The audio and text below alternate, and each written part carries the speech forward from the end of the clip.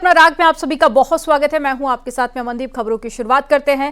Congress delegation कल संभल जाएगा। Rahul Gandhi delegation की अगुवाई करेंगे और कल लखनऊ में डेलीगेशन को रोका गया था। एक बड़ी खबर आपको बता रहे हैं, कल राहुल गांधी संभल जाएंगे। इससे पहले कल भी कांग्रेस के तमाम नेता पहुंचे थे और पुलिस प्रशासन की तरफ से जब रोका गया तो वो बाहर प्रदर्शन करने लगे थे। अब जानकारी मिल रही है कि कांग्रेस का डेलीगेशन एक बार फिर से संभल जाएगा और इस बार अध्यक्षता खुद राहुल गांधी करेंगे।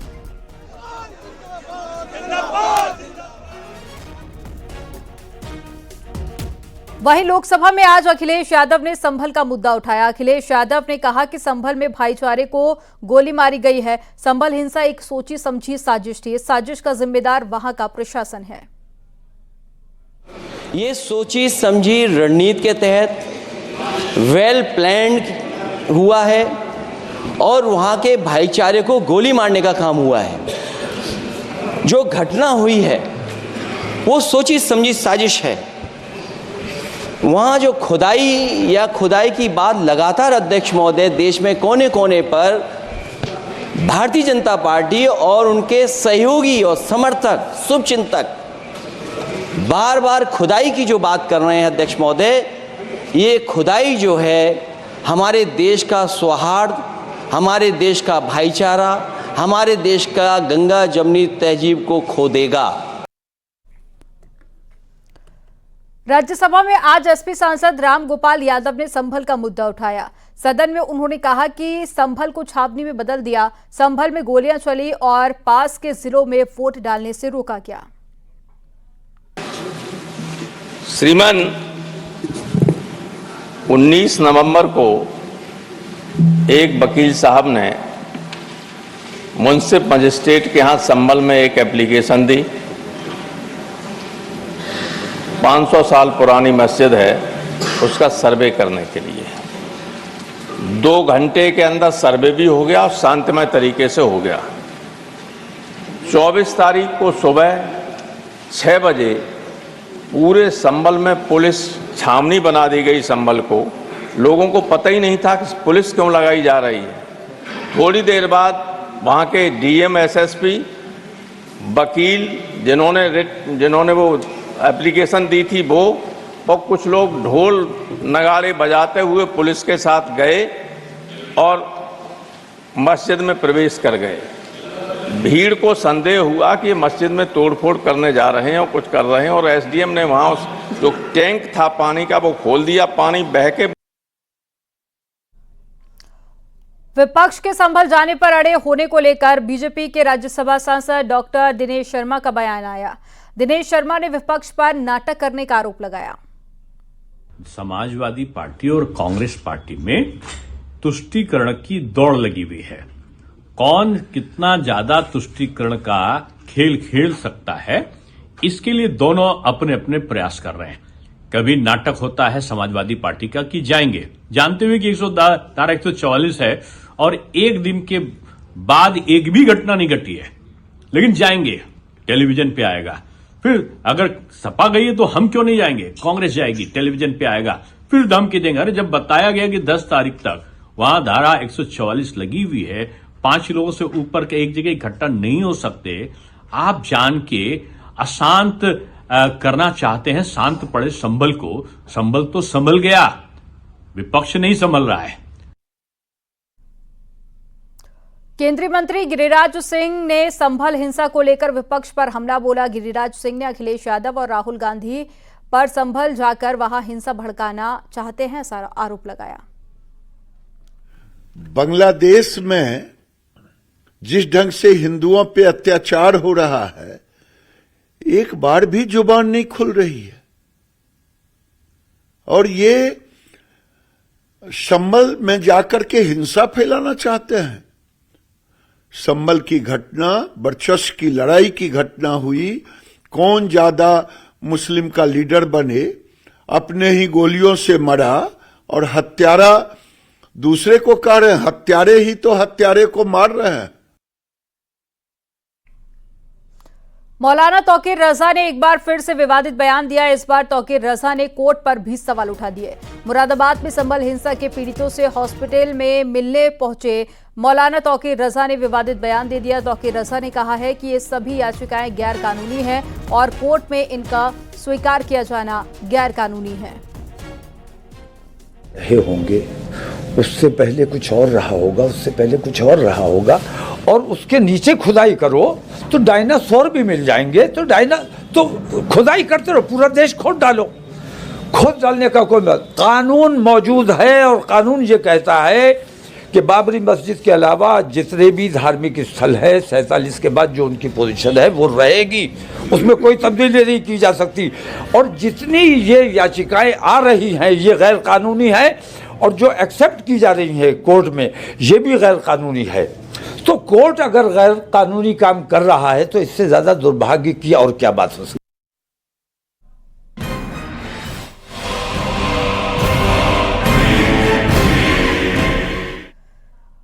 बदायूं मस्जिद मामले से जुड़ी बड़ी खबर है। 10 दिसंबर को होगी अगली सुनवाई और मुस्लिम पक्ष की बहस आज नहीं हो पाई है पूरी। हिंदू पक्ष ने नीलकंठ मंदिर होने का दावा किया है तो वहीं मुस्लिम पक्ष अपने तर्क पेश कर रहा है।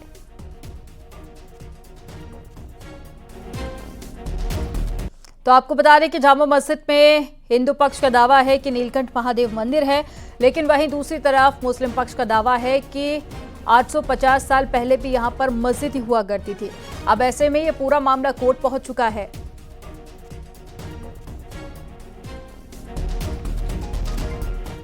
अमेठी में मंत्री मयंकेश्वर शरण सिंह ने विवादित बयान दिया। बड़ा बयान सामने आया है। मयंकेश्वर शरण सिंह ने कहा है कि हिंदुस्तान में रहना है तो राधे राधे कहना है। दरअसल मंत्री रामकथा में शामिल होने पहुंचे थे और इसी दौरान मंच से उन्होंने ये नारा लगाया और लोगों से जयकारे लगवाए। मंत्री के साथ में उनके बेटे भी मंच पर दिखे। हिंदुस्तान में रहना है, हिंदुस्तान में रहना है, हिंदुस्तान में रहना है।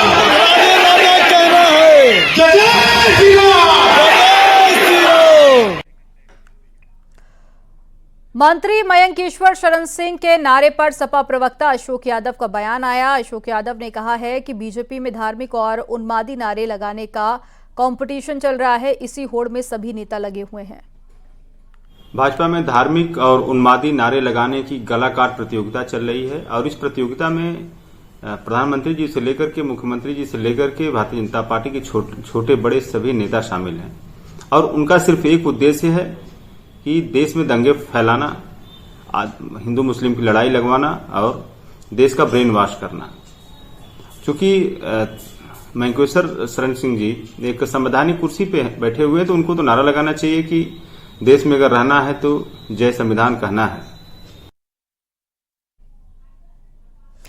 कैराना सांसद इकरा हसन कल रात में मृगांका सिंह के बेटे के तिलक समारोह में शामिल होने पहुंचे, जिसका वीडियो सोशल मीडिया पर वायरल हो रहा है। इकरा हसन और मृगांका सिंह कैराना में एक दूसरे के धुर विरोधी माने जाते हैं। ऐसे में एक दूसरे के मांगलिक कार्यक्रम में शामिल होना चर्चा का विषय बना हुआ है। कार्यक्रम में शामिल होने पहुंचे इकरा हसन काफी खुश भी नजर आए। आपको बता दें कि विधानसभा चुनाव में मृगांका सिंह को इकरा हसन के भाई नाहिद हसन ने ही मात दी थी।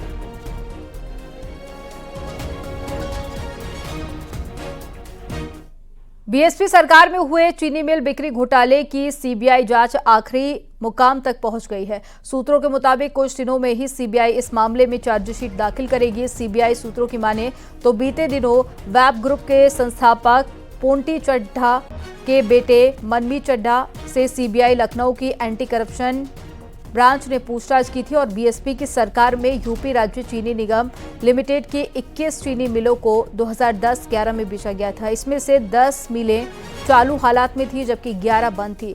कम कीमत पर मिलें बेचने के साथ ही सर्किल रेट और साथ ही स्टाम्प ड्यूटी की अनदेखी से भी सरकार को करोड़ों रुपए का राजस्व का नुकसान हुआ है। बसपा सरकार में हुए करीब 1100 करोड़ रुपए के चीनी मिल बिक्री घोटाले में सीबीआई जल्द ही चार्जशीट दाखिल कर सकती है।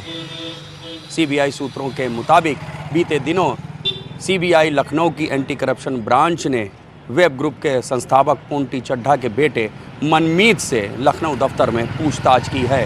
इस ग्रुप से जुड़े हुए कई लोगों से सीबीआई पहले भी पूछताछ कर चुकी है।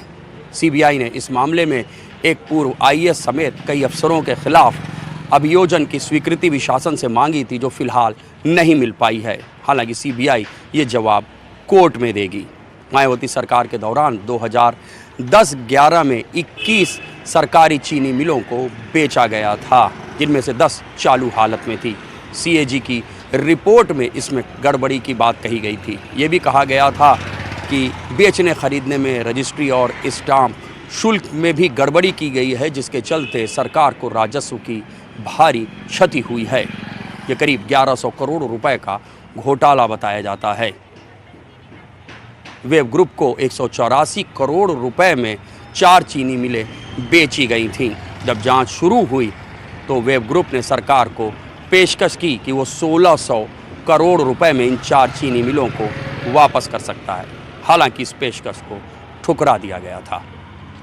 कैमरामैन गोपीगिरी के साथ ऋषभ त्रिपाठी, न्यूज़ 18, लखनऊ।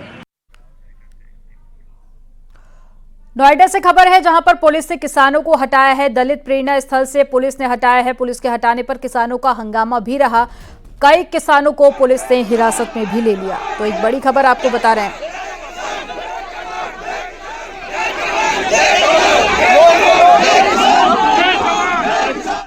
मौजूद है और आपको सीधी तस्वीरें दिखाएंगे। किसानों को डिटेन किया गया है। सभी किसान यहां से बसों में भर के भेजे जा रहे हैं। फिलहाल ये किसान कहां जा रहे हैं इसकी जानकारी नहीं है, लेकिन किसान कल यही दलित प्रेरणा स्थल पे इसी स्पॉट पर आपको बता दें कि यहाँ प्रदर्शन कर रहे थे। उसके बाद रात उन्होंने यही गेट नंबर 2 के अंदर गुजारी और अब यहाँ से किसानों को डिटेन किया जा रहा है। ये चौथी बस है जो यहाँ से जा रही है और आप सीधी तस्वीरें देखेंगे। किसानों को लगातार डिटेन किया जा रहा है। यहाँ पर तमाम पुलिस के अधिकारी और अफसर है, लगातार डिटेन किया जा रहा है किसानों को। ये चौथी बस है। किसान अपनी मांगों को लेकर यहाँ पर अड़े हुए थे, लेकिन जिस तरीके से प्रदर्शन चल रहा था और किसानों ने रात में यहाँ अपना डेरा डाला था और उसके बाद अब यहाँ से किसानों को जो है वो डिटेन किया जा रहा है। आप सीधी तस्वीरें देखेंगे। ये बस है, अब इसमें महिलाओं को भरा जा रहा है और लगातार डिटेन किया जा रहा है। ताजमहल को बम से उड़ाने की मिली धमकी, जिसके बाद में टूरिज्म विभाग के पास में मेल से धमकी भेजी गई है। धमकी मिलने के बाद में सुरक्षा बढ़ा दी गई है। ताजमहल के अंदर CISF ट्रैकिंग कर रही है। जांच पड़ताल में ताज सुरक्षा पुलिस भी जुटी हुई है। बड़ी खबर आपको बता रहे हैं। धमकी मिलने के बाद में सुरक्षा बढ़ा दी गई है और ताजमहल के अंदर CISF की टीम भी इस वक्त मौजूद है।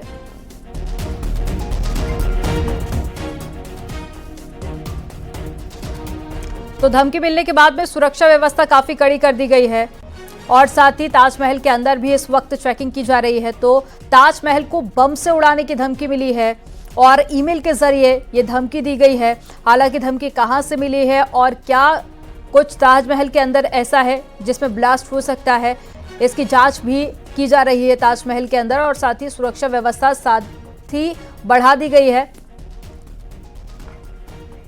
और ज्यादा जानकारी के साथ में कामिर कुरैशी जुड़ गए हैं। कामिर, धमकी कहां से आई है और फिलहाल ताजमहल के अंदर कैसी स्थिति देख पा रहे हैं आप, क्या तस्वीरें हैं? बिल्कुल, देखिए ये धमकी भरा ईमेल टूरिज्म विभाग को भेजा गया है और उसके बाद उसमें ईमेल में लिखा गया है कि ताजमहल के अंदर टाइमर लगाया गया है, कुछ ही देर के बाद ताजमहल में ब्लास्ट होगा। हालांकि जैसे ही ये मेल आया तो उसके बाद तुरंत ही CISF और ताज सुरक्षा पुलिस एक्टिव हुई और ताजमहल में चेकिंग शुरू कर दी गई है। चप्पे चप्पे पर निगरानी रखी जा रही है, ड्रोन के द्वारा नजर रखी जा रही है कि आखिर ताजमहल में कुछ ऐसी चीज तो नहीं है कि कहीं ब्लास्ट हो। इसके अलावा ताज सुरक्षा पुलिस ने जो मेल करने वाले की जांच पड़ताल शुरू कर दी है। टूरिज्म विभाग को ये मेल भेजा गया है। उसके बाद से अब जांच की जा रही है कि आखिर ये मेल भेजा किसने है और कहां से आया है। पुलिस का दावा है कि जल्द से जल्द जो व्यक्ति भी होगा जिसने ये मेल किया होगा उसके खिलाफ कार्रवाई की जाएगी, उसको गिरफ्तार किया जाएगा। जानकारी लगातार दे रहे हैं कामिर और ये तस्वीरें भी हम आपको दिखा रहे हैं। देखिए तस्वीरें जहां पर चेकिंग की जा रही है, साथ ही सुरक्षा काफी ज्यादा बढ़ा दी गई है। जानकारी साझा करने के लिए बहुत शुक्रिया आपका।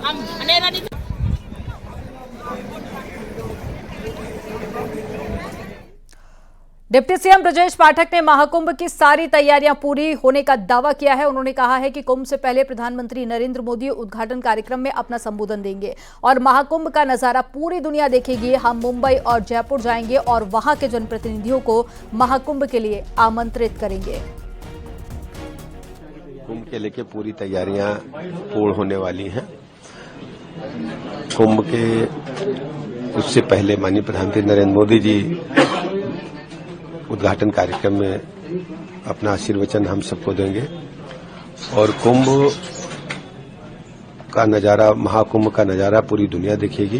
व्यवस्थित, सुंदर, अलौकिक वातावरण होगा। हाँ, हम लोग जाएंगे, हम मुंबई और जयपुर जाएंगे, जो राजस्थान और महाराष्ट्र के माननीय मुख्यमंत्रीगण, माननीय महामहिम राज्यपालगण और अन्य जो जनप्रतिनिधि हैं, सबको आमंत्रित करने के लिए, वहां के जनमानस को आमंत्रित करने के लिए हम जाने वाले हैं। अभी शीघ्र तिथि तय होगी तो आपको बताएंगे। संगम की धरती पर 13 जनवरी 2025 से महाकुंभ का आगाज होने जा रहा है। महाकुंभ से पहले प्रधानमंत्री नरेंद्र मोदी 13 दिसंबर को प्रयागराज आ रहे हैं। पीएम मोदी करीब 3 घंटे तक प्रयागराज में रहेंगे और महाकुंभ के औपचारिक शुभारंभ का ऐलान करेंगे। महाकुंभ से जुड़ी 6,500 की परियोजनाओं की सौगात देंगे। सबसे पहले पीएम श्रृंगवेरपुर जाएंगे, जहां पर निषाद राज की प्रतिमा का अनावरण करेंगे और फिर श्रृंगवेरपुर धाम से अरैल जाएंगे और अरैल से निषाद राज क्रूज के जरिए संगम तट पर पहुंचेंगे। पीएम के दौरे को लेकर वाराणसी से निषाद राज क्रूज को मंगाया गया है और निषाद राज क्रूज के साथ ही 2 अन्य छोटे क्रूज पुनपुन और कस्तूरबा भी मंगाए गए हैं। संगम की धरती पर 13 जनवरी 2025 से महाकुंभ की शुरुआत होने जा रही है। प्रदेश की योगी सरकार महाकुंभ को दिव्य और भव्य के साथ ही सुरक्षित, ग्रीन और डिजिटल कुंभ बनाने की तैयारी कर रही है। माना जा रहा है कि 2019 के कुंभ में जहां करीब 24 करोड़ श्रद्धालु आए थे, वहीं 2025 के महाकुंभ में 40 करोड़ से ज्यादा श्रद्धालुओं के आने का अनुमान है। लगातार सीएम योगी तमाम जो कुंभ के निर्माण कार्य हैं उनका जायजा ले रहे हैं, उनकी निगरानी भी कर रहे हैं। लेकिन पहली बार 13 दिसंबर को देश के प्रधानमंत्री नरेंद्र मोदी प्रयागराज के दौरे पर आ रहे हैं और महाकुंभ की तमाम योजनाओं की सौगात वो देंगे। सबसे पहले प्रधानमंत्री नरेंद्र मोदी श्रृंगवेरपुर धाम जाएंगे, वहां पर जो नवनिर्मित निषाद राज पार्क है उसका लोकार्पण करेंगे, वहां पर जो घाट बनाया गया है उसका लोकार्पण करेंगे और प्रभु श्री राम और निषाद राज की गले मिलते हुए जो प्रतिमा है, जो समरसता का प्रतीक है, उसका भी अनावरण करेंगे। और उसके बाद देश के प्रधानमंत्री नरेंद्र मोदी अरैल आएंगे हेलीकॉप्टर से और हेलीकॉप्टर से अरैल आने के बाद वह क्रूज के जरिए संगम तट पर जाएंगे और विशेष तौर पर वाराणसी से 3 क्रूज मंगाए गए हैं और ये क्रूज आप देख सकते हैं, ये निषाद राज क्रूज है। निषाद राज क्रूज जो है वो आधुनिक क्रूज है, जो कि बैटरी और बैटरी के साथ ही साथ ये जो है जनरेटर से संचालित होता है। और इसकी अगर बात करें तो ये एक केबिन नुमा है और ये किसी रेल के कोच जैसा है, लेकिन इसमें करीब 48 लोग सफर कर सकते हैं एक साथ। और इसमें ही बैठकर प्रधानमंत्री नरेंद्र मोदी, सीएम योगी आदित्यनाथ और डिप्टी सीएम केशव प्रसाद मौर्य और अन्य जो वीवीआईपी लोग हैं वो संगम तट पर जाएंगे और सीएम योगी आदित्यनाथ के साथ प्रधानमंत्री नरेंद्र मोदी गंगा पूजन करेंगे और गंगा पूजन के साथ ही साथ महाकुंभ के सफल आयोजन की कामना करेंगे। इसके साथ साथ 6,500 करोड़ की जो विभिन्न परियोजनाएं महाकुंभ से जुड़ी हुई हैं उनकी भी सौगात देश के प्रधानमंत्री नरेंद्र मोदी यहां पर देंगे। देवरिया में बच्ची की बलि दी गई है और भट्टी थाना क्षेत्र के बेहरा डाबर गांव में 27 नवंबर को हुई बच्ची की हत्या का पुलिस ने खुलासा कर दिया। बच्ची के पिता के मामा ने अपने पागल बेटे को ठीक करने के लिए बच्ची की बलि दी थी। पुलिस की पूछताछ में आरोपी ने बताया कि उसे सपना आया था कि बलि देकर 5 अंगों का खून चढ़ाएगा तो उसका बेटा ठीक हो जाएगा। आरोपी ने यूट्यूब पर बलि देने का तरीका सीखा और वारदात को अंजाम दे दिया। पुलिस ने आरोपी को गिरफ्तार कर जेल भेज दिया। अगर भरे हाँ वो तो है, मगर यहाँ बता रहे थे ना कि एक और घर है वो इस तरफ है, वहाँ जाने का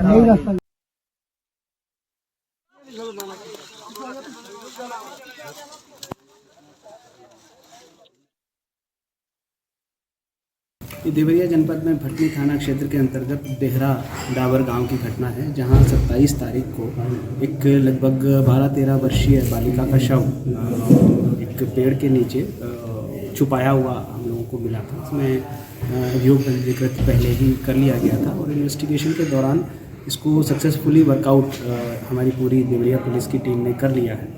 और इसमें जो बालिका जिसकी मृत्यु हुई थी वो अपने पिता के साथ अपने पिता के मामा के यहाँ एक शादी के समारोह को अटेंड करने के लिए आई हुई थी और वहीं पिता के जो मामा हैं, मामा और उनकी पत्नी, इन दोनों के द्वारा ये घटना जो है की गई थी। इसमें जो इन दोनों ने इस घटना को एक्सेप्ट भी कर लिया है और सारे एविडेंसेस हम लोगों ने इसमें गैदर किए हैं। अपने 22 वर्षीय मंदबुद्धि बच्चे को ठीक करने के लिए एक माता पिता ने दूसरे माता पिता की गोद को सूनी कर दिया और एक नाबालिग बच्ची की निर्मम हत्या कर दी और उसके शरीर के 5 स्थानों से खून निकालकर तंत्र साधना से पूजा कर दी।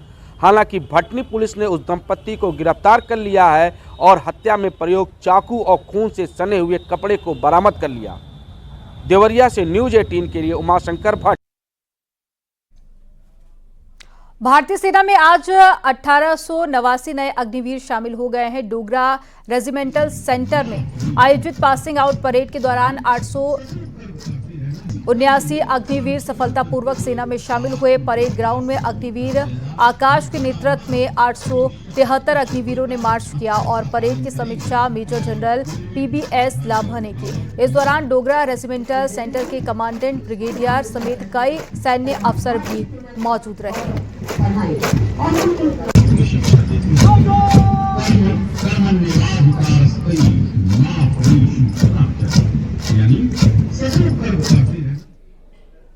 कुशीनगर से ट्रक के इंजन में बैठा असगर बिहार के नारकटियागंज पहुंच गया और ट्रक के इंजन में फंसा असगर जब वहां पर पहुंचा तो उसके बाद में उसे देखा गया। इस दौरान ट्रक का ड्राइवर असगर के होने से पूरी तरह से अनजान रहा।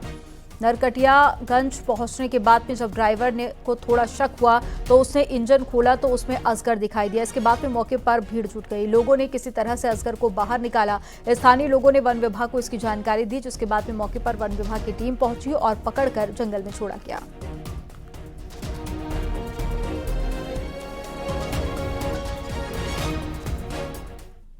लखीमपुर खीरी में एक व्यक्ति घायल सांप का इलाज कराने अस्पताल पहुंच गया। दरअसल युवक को घायल सांप सड़क पर तड़पता हुआ मिला था। सांप को तड़पता देखकर युवक उसे उठा ले गया और उसे ले जाकर अस्पताल पहुंचा, जहां वेटनरी ने उसका इलाज किया। जहरीले सांप को हाथ में पकड़कर ले जाते हुए वीडियो सामने आया है, जो सोशल मीडिया पर काफी वायरल हो रहा है।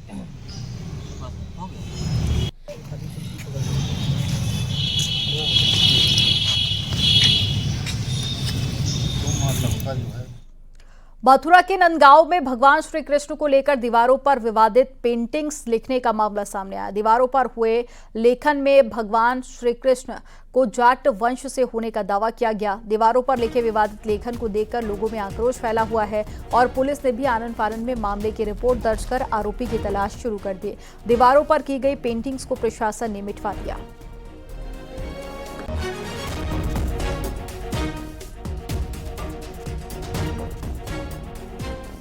ये बरसाना थाना क्षेत्र में नंदगांव चौकी के अंतर्गत कुछ बिल्डिंगों पर कुछ आपत्तिजनक बातें लिखी हुई पाई गई थी। इनको तत्काल मिटा दिया गया तथा संबंधित धाराओं में मुकदमा दर्ज करके अग्रिम विधिक कार्रवाई की जा रही है। इसमें से एक व्यक्ति का गिरफ्तारी कर 151 में चालान किया गया है। आगरा पुलिस ने एक ऐसे गैंग का खुलासा किया है जो अलग अलग लोगों से लगभग 110 करोड़ रुपए की ठगी कर चुका है। इस गैंग के 5 शातिर सदस्यों को टीम ने गिरफ्तार किया। ये शातिर भारत के साथ ही साउथ एशियन कंट्री और यूएई को ज्यादातर निशाना बनाते थे। इनके ठगी करने का जो तरीका है वो बिल्कुल अलग है। गैंग ने देश विदेश में 239 लोगों को ठगा और 85 बैंक खातों के जरिए रकम ट्रांसफर की और गैंग ने आगरा के एक व्यक्ति को IPO के नाम पर 18 लाख रुपए की ठगी का शिकार बनाया। शिकायत के बाद में पुलिस ने कार्रवाई करते हुए 5 आरोपियों को गिरफ्तार कर लिया। जांच में पता चला कि आरोपियों ने बैंक कर्मियों की मदद से फर्जी तरीके से 85 बैंक खाते खुलवाए थे। देखिए 4 अक्टूबर 2024 को एक आगरा के रहने वाले ही व्यक्ति थे। उनके साथ IPO इन्वेस्टमेंट के नाम पर एक उनको APK ऐप भेजी गई और अनऑथराइज्ड रूप से उस ऐप से उनसे KYC डिटेल लेके उनके बैंक अकाउंट की डिटेल लेके उनके साथ 18 लाख रुपए का फ्रॉड की घटना कारित की गई थी। उसके क्रम में उन्होंने यहाँ पर शिकायती प्रार्थना पत्र दिया था, तो थाना साइबर थाने में ये मुकदमा पंजीकृत हुआ था और उस मुकदमे की विवेचना जब साइबर थाना जो कुछ लोग जिन अकाउंट में पैसे ट्रांसफर हुए थे और जिन फोन नंबर्स को यूज किया जा रहा था उन लोगों को ट्रेस किया गया। कुल 5 लोगों की गिरफ्तारी टीम ने की है। यहाँ वक्त हो गया एक छोटे से ब्रेक का। आप देखते रहिए न्यूज़ 18।